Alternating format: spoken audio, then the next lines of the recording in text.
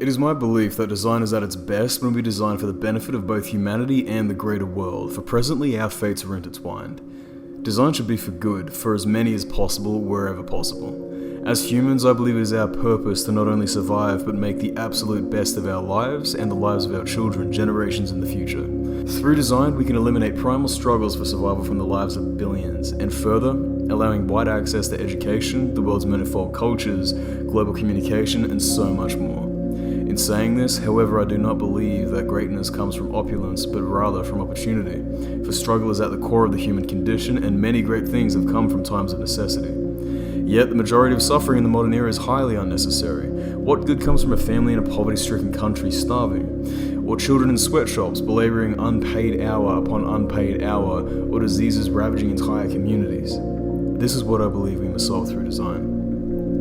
It is also my belief that currently we do not put half enough effort as we should into improving the lives of those most in need. Billions of people on Earth are living in poverty, and billions more without access to proper education, communication networks, and resources.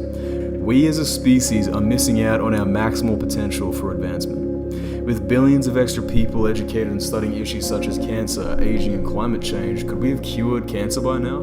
Could we be closer to living to 120 years of age on a healthy, sustainable planet? It is my belief that this can be addressed in these 4 key areas. First, education. Education is the cornerstone of this effort. Literacy, math, and the sciences must be made accessible to all humankind. We can do this by leveraging our understanding of current technology and implementing new, innovative design solutions to deliver this globally. Better education results in lower birth rates, far superior work opportunities, and social and technological advancements.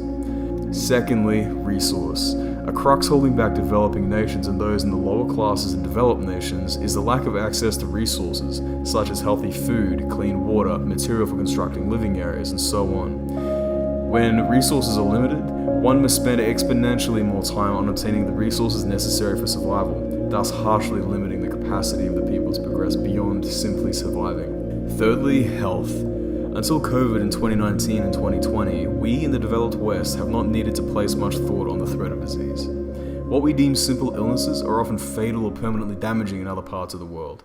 Should the modern medical infrastructure or some new novel technological system be implemented into the third world and at-risk areas in the first, we would see massive improvements in the areas most affected. And finally, communication. Communication is one of the most important factors in human life. Be it within families, communities, nationally and internationally, communication is a key factor in fostering opportunity and growth. Through establishing a communications network across the entirety of the planet, with many millions and billions of new connections, our capability for growth skyrockets. In essence, design should be for the good of humanity and the Earth, in aiding the billions of people in the third world and those neglected in the first. To be rid of suffering, we aid humanity holistically. It should be our goal as humans to design for humanity and correct the course we currently tread.